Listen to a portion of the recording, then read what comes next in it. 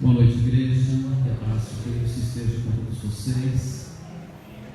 Gostaria de cumprimentar as irmãs e parabenizá-las por este curso que, de fato, a minha esposa compartilhou comigo o seu crescimento, da sua edificação, e isso foi maravilhoso para nós como família.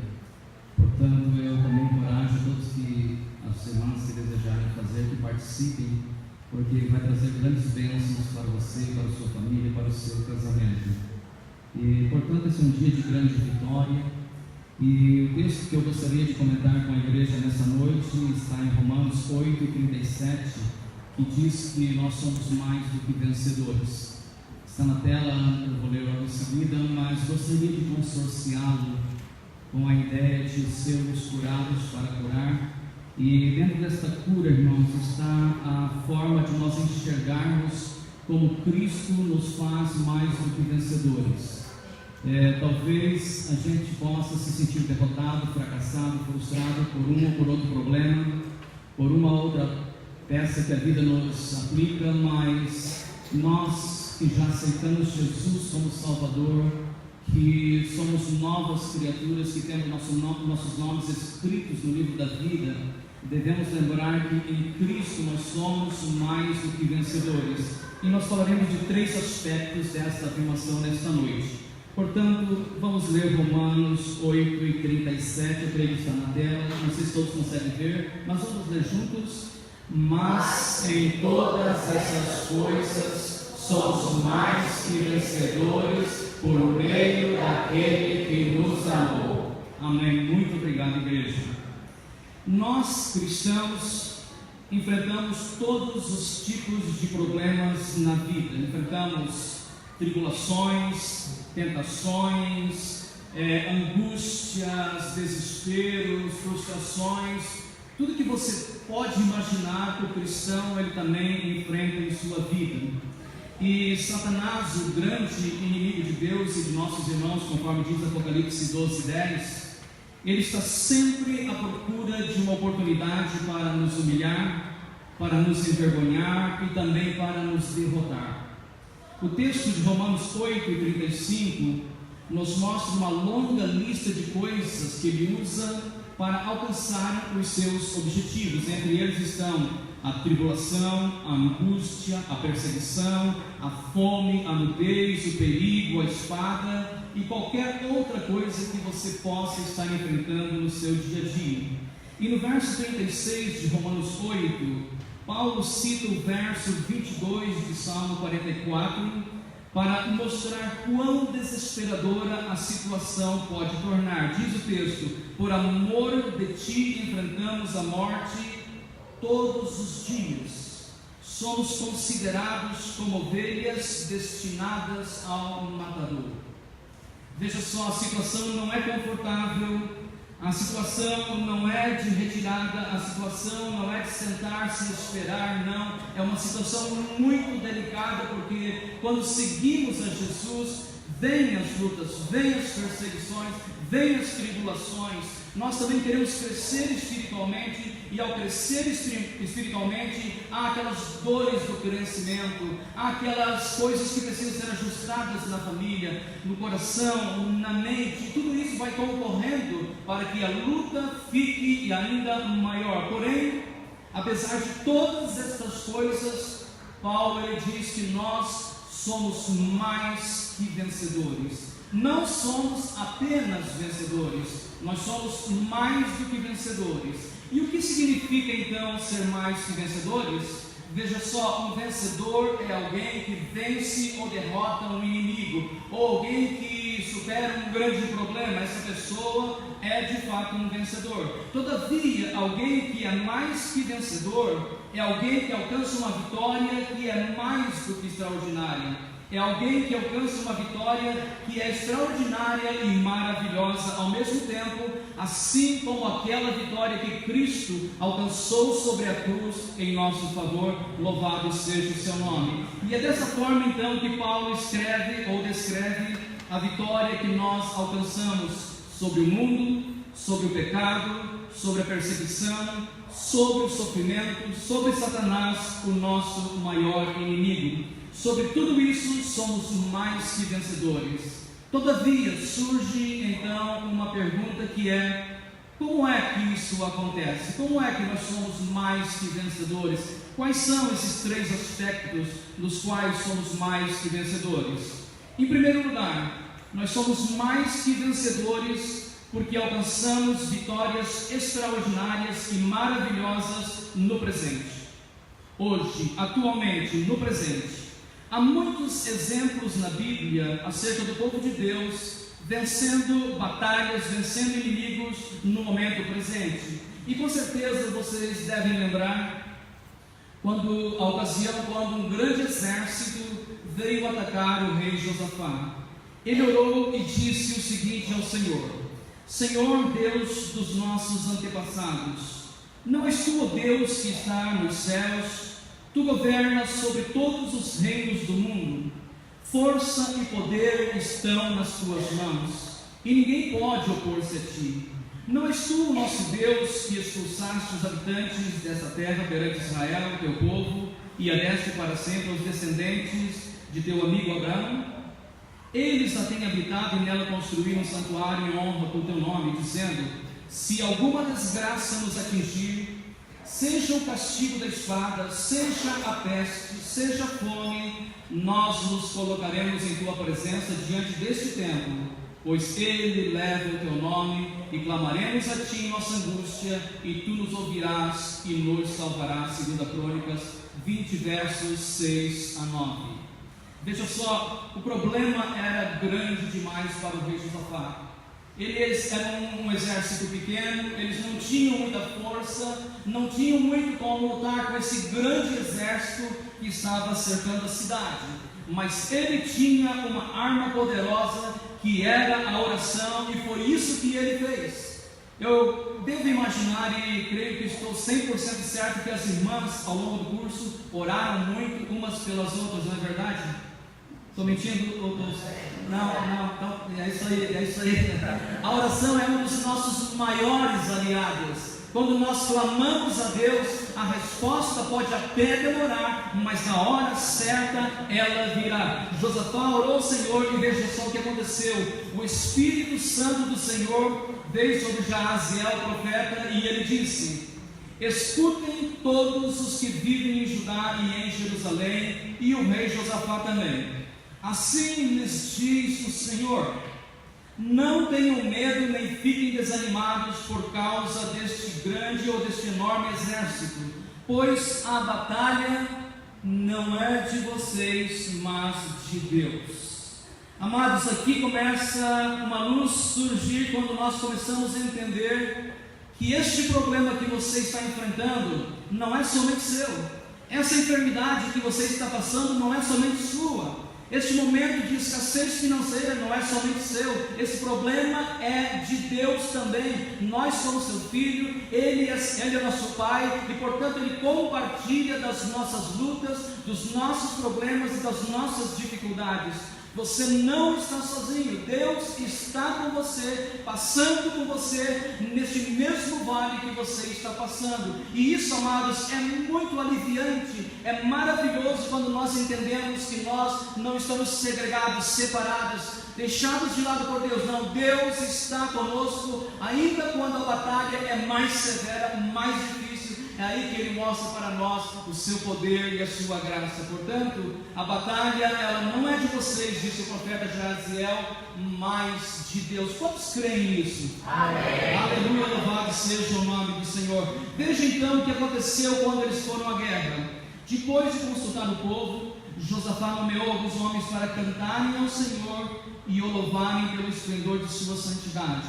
Indo à frente do exército cantando: deem graças ao Senhor, pois o seu amor dura para sempre. Quando começaram a cantar e a entoar louvores, o Senhor preparou emboscadas contra os homens de Amon, de Moabe e dos montes de Seir, que estavam invadindo Judá, e eles foram derrotados. Os amonitas e os moabitas atacaram-os do monte de Seir para destruí-los e aniquilá-los. Depois de massacrarem os homens de Seir, destruíram-se uns aos outros. Quando os homens de Judá foram para o lugar de onde se avistava o deserto, e olharam para o imenso exército, para o deserto, olharam o imenso exército, viram somente cadáveres no chão, ninguém havia escapado. Foi uma vitória extraordinária e maravilhosa, onde eles nem sequer precisaram lutar, porque o Senhor lutava por eles, e aconteceu que eles foram vitoriosos. Amados, é isso que nós precisamos fazer nos dias atuais: orar, conforme acabamos de falar, mas também louvar ao Senhor. Sabe por quê? Porque a lamúria, o lamento nunca levou ninguém a lugar nenhum. Mas quando nós confessamos nossos problemas ao Senhor, quando nós contamos a Ele o que está acontecendo e nos levantamos do chão e louvamos o Seu nome, Ele intervém a nosso favor. Portanto, a oração e o louvor são dois grandes aliados do povo de Deus para alcançarmos a vitória que nós precisamos. Portanto, amados, em primeiro lugar, nós somos mais do que vencedores, porque alcançamos vitórias maravilhosas no momento presente, e isso nós acreditamos de todo o coração, com todo o nosso ser, porque Jesus mesmo disse que os milagres, os sinais, eles seguiriam a proclamação do Evangelho, e isso tem acontecido em muitos países do mundo. O Evangelho está sendo pregado, pessoas estão sendo curadas, estão sendo libertas, estão sendo renovadas, levantadas, começando a viver uma nova vida pelo poder da palavra de Deus, e nós cremos nisso, conforme as irmãs testemunharam aqui nesta noite, pela graça do Senhor.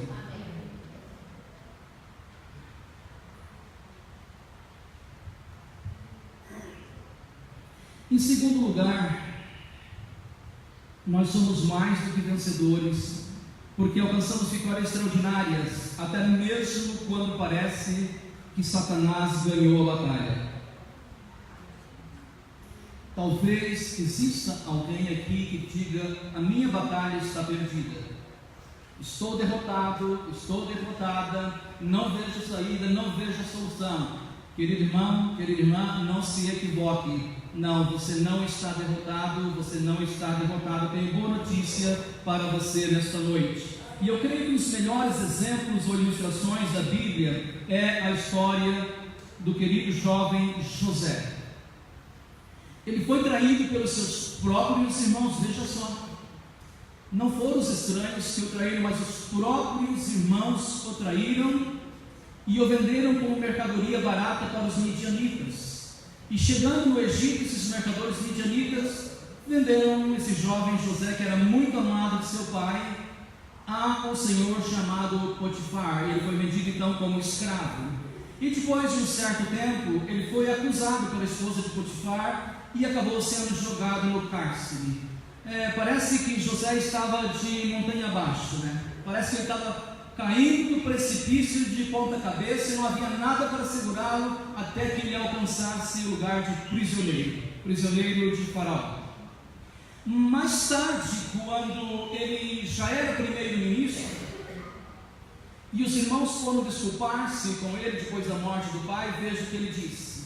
É claro que José se sentiu traído, se sentiu rejeitado, se sentiu um produto barato, teve vários sentimentos negativos, porque muita coisa ruim aconteceu com ele, e nós somos seres humanos, e todos esses pensamentos passam pela nossa cabeça, mas nós temos que ter controle sobre eles, porque sabemos que nascemos de novo, temos nossos pecados perdoados, temos nosso nome escrito no livro da vida, temos a segurança de que Deus está conosco, portanto nada pode nos abalar, mas esses pensamentos passam por nossa cabeça. Mas José permaneceu firme, e olha a resposta que ele deu para os seus irmãos: vocês planejaram o mal contra mim, mas Deus o tornou em bem, para que hoje fosse preservada a vida de muitos.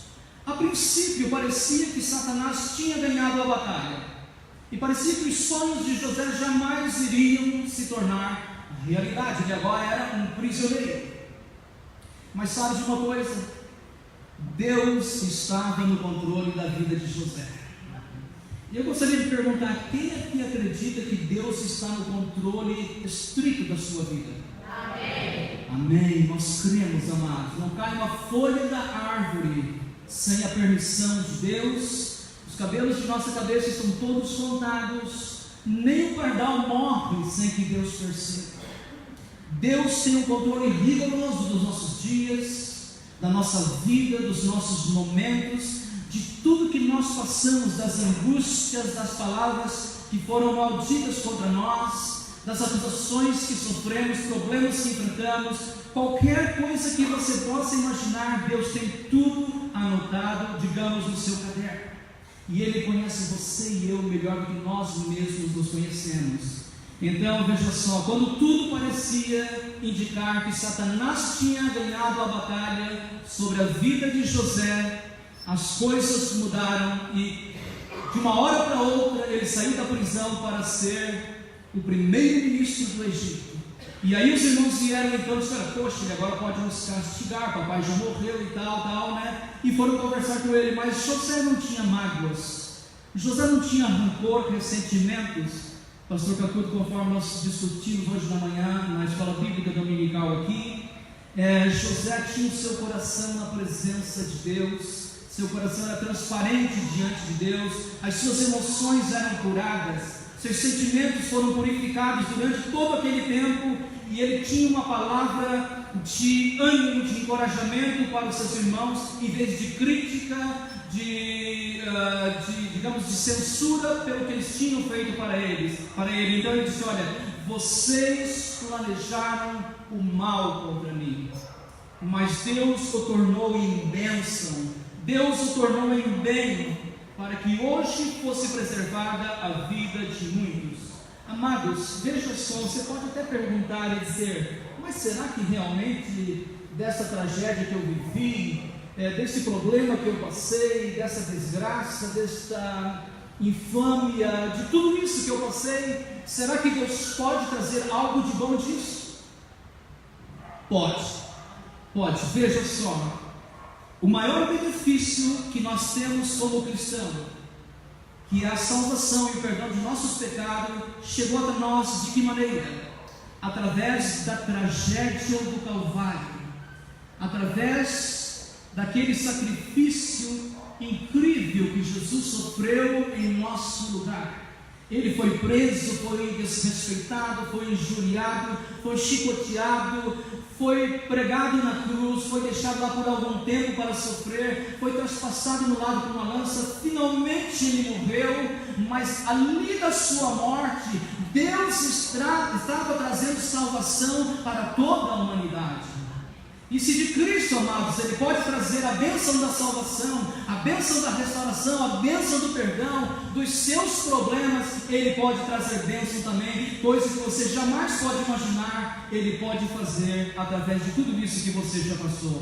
Portanto, aquilo que Satanás planeja para o nosso mal, Deus usa para o nosso bem. Não veja com os olhos errados, não se veja como destruído, não se veja como derrotado, mas acredite que Deus está trabalhando na sua vida e que algo maravilhoso Deus tem preparado depois dessa luta que você está passando, porque tudo aquilo que Satanás quer fazer para nos destruir, Deus quer usar para nos levantar, como Ele fez na vida de José. E Paulo afirma isso em Romanos 8:28, quando ele diz: olha, e sabemos que algumas coisas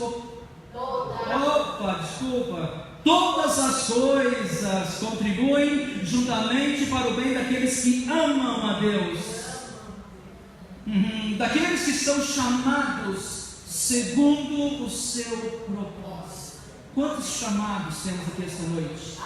Amém? Louvado seja Deus. Somos chamados pelo bom e santo propósito da vontade de Deus para a salvação, e aqui estamos nesta noite. E então saiba que tudo, até aquela palavra que ofendeu tanto, está cooperando juntamente para o bem de você, para o seu bem e para o meu bem e para o nosso bem como igreja. Portanto, mesmo quando parece que Satanás ganhou a batalha, Deus se levanta e diz: aquietai-vos e sabei que eu sou Deus. Aquietai-vos e sabei que eu sou Deus sobre essa circunstância. Aquietai-vos e sabei que eu sou Deus sobre o desemprego. Aquietai-vos e sabei que eu sou Deus sobre a enfermidade. E eu sou Deus sobre as lutas. Não há outro maior que eu. Eu tenho poder, eu tenho domínio, eu tenho autoridade e não Satanás. Amém? Deus tem o domínio. Deus tem o controle e não o inimigo, amados irmãos. É a Ele que nós servimos e Ele tem o controle de nossas vidas em suas mãos. Portanto, nas palavras de José, vocês planejaram mal contra mim, mas Deus o tornou em bem. Satanás havia planejado mal, mas Deus usou aquele mal para realizar uma bênção extraordinária na vida de José. Portanto, amados irmãos, somos mais que vencedores, porque alcançamos também vitórias extraordinárias, até mesmo quando parece que Satanás ganhou a batalha. Em terceiro lugar, somos mais que vencedores, porque alcançamos vitórias maravilhosas em relação à vida por vir.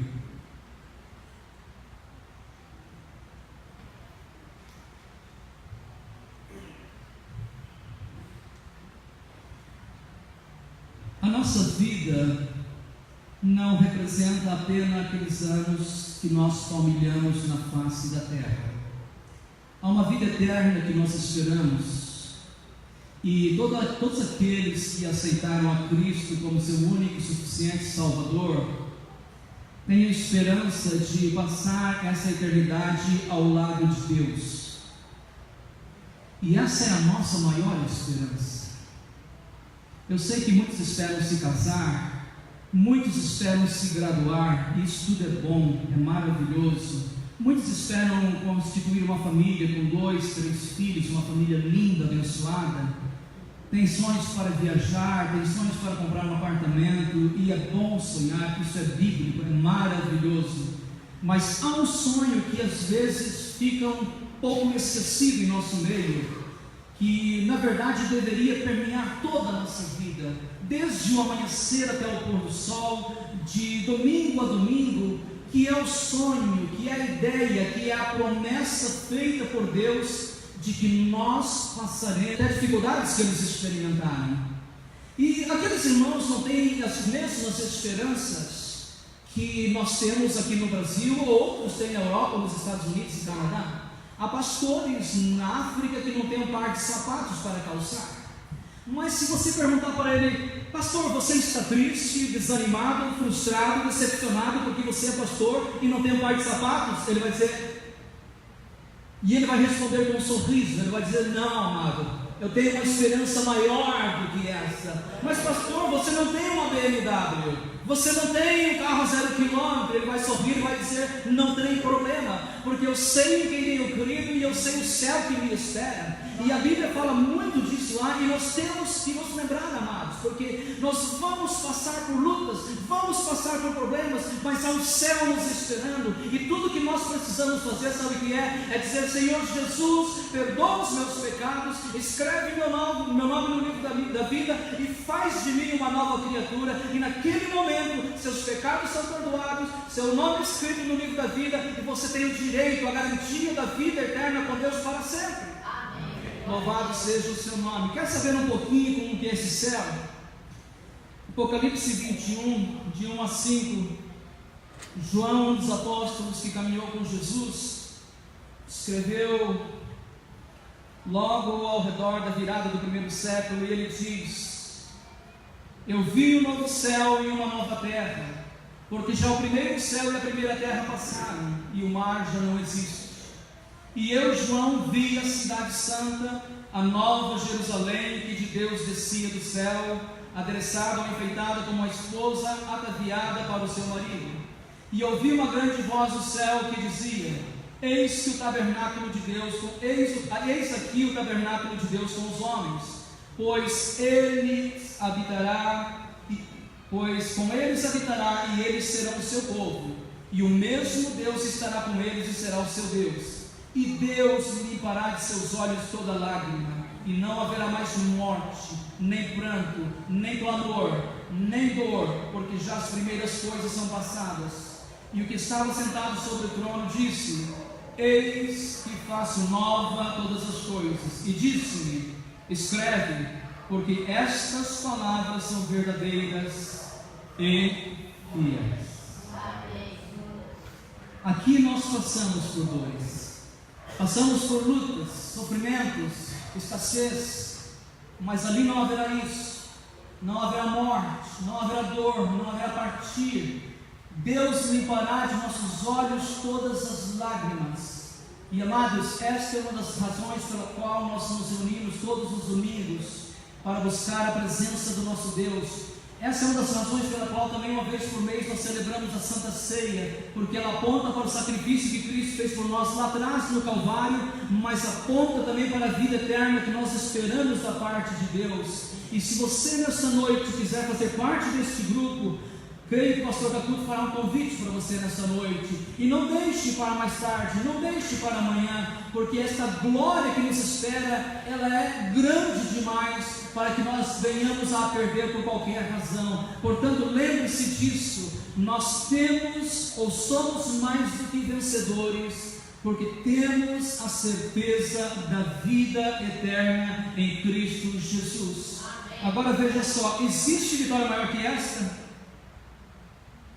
E Paulo está tão seguro dessa vitória que ele diz, nos versos 38 e 39 de Romanos 8: Porque eu estou certo de que nem a morte, nem a vida, nem os anjos, nem os principados, nem as potestades, nem o presente, nem o porvir, nem a altura, nem a profundidade, nem alguma outra criatura nos poderá separar do amor de Deus que está em Cristo Jesus nosso Senhor.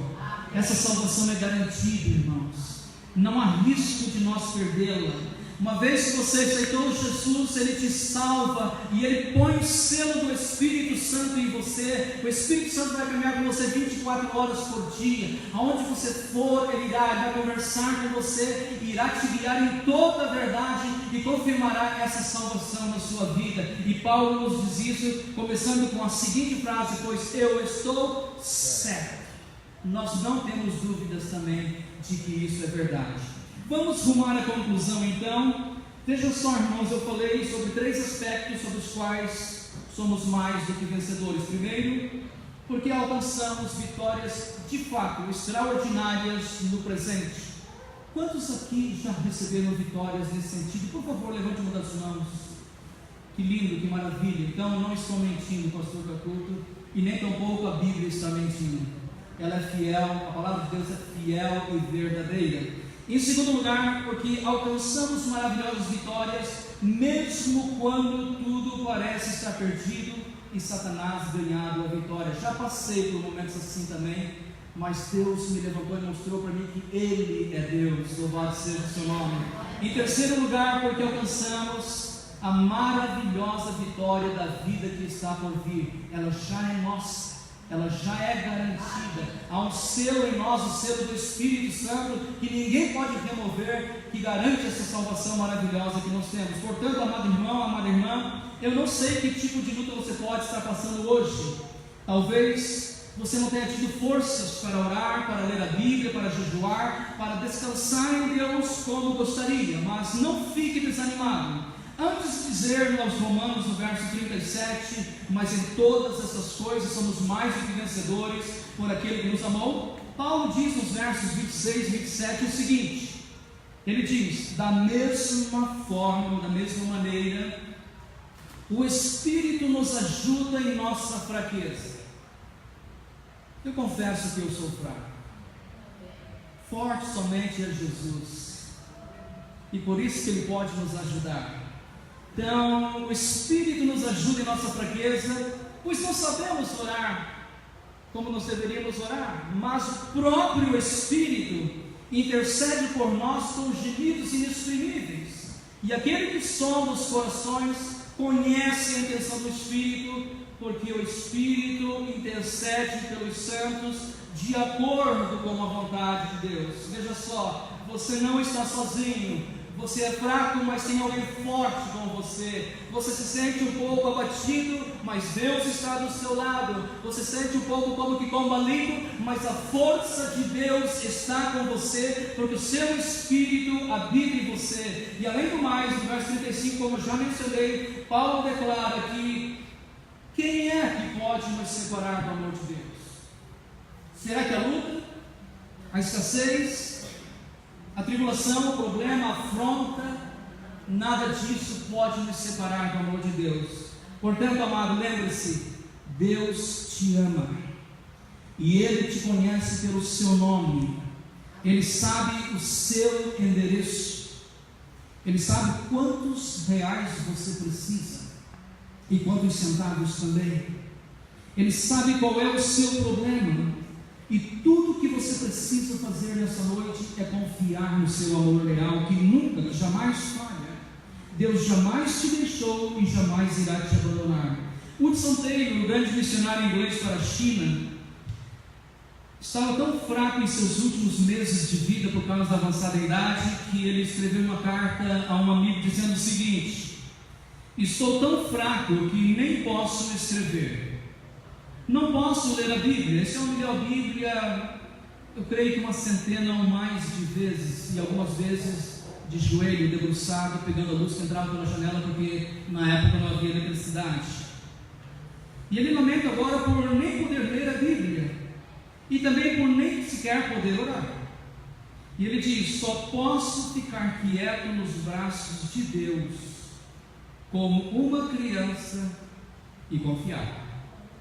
Só posso ficar quieto nos braços de Deus como uma criança e confiar. Portanto, amado irmão, amada irmã, mesmo sentindo-se fraco ou fraca, não aceite acreditar em outra coisa a não ser que em Cristo nós somos mais do que vencedores. Qualquer outra frase diferente não procede da Bíblia Sagrada, não procede de Deus. Em Cristo nós somos mais do que vencedores. E para concluir, 8:32 de Romanos, Paulo diz: olha, aquele que nem mesmo a seu próprio filho poupou, antes o entregou por todos nós, como nos não dará também com ele todas as coisas? Quantos creem, digam amém. Amém. Amém. Quero convidar o pastor Caputo para chegar até aqui, orar e, se desejar, convidar aquelas pessoas que gostariam de entregar seus corações a Jesus. Eu creio que hoje é uma rica oportunidade, pastor. Que Deus abençoe. Vamos orar. Deus querido, obrigado pela tua palavra, pelas promessas a nós, muito mais do que promessas, pelas verdades confirmadas à luz e ao longo do tempo nas nossas vidas. Obrigado pela pregação da tua palavra nesta noite. Permita, Deus, que irmãos e irmãs, o teu povo tenha sido alimentado, encorajado, e ao sairmos daqui, esta convicção de que o Senhor nos ama tanto e que nada pode nos separar do Senhor, se renove a despeito de lutas, de preocupações, de angústias ou até de dúvidas quanto ao bem. Nos ajude. Ao mesmo tempo, Pai, oramos para que o Senhor aplique esta mesma palavra com o mesmo poder quanto um dia o Senhor atuou no nosso coração, para abrir o nosso entendimento e mostrar a grandeza do nosso pecado, mas também a supremacia do Salvador Jesus Cristo. Use da tua misericórdia e do poder do teu Espírito em nós. Nós pedimos e oramos em nome de Jesus. Amém.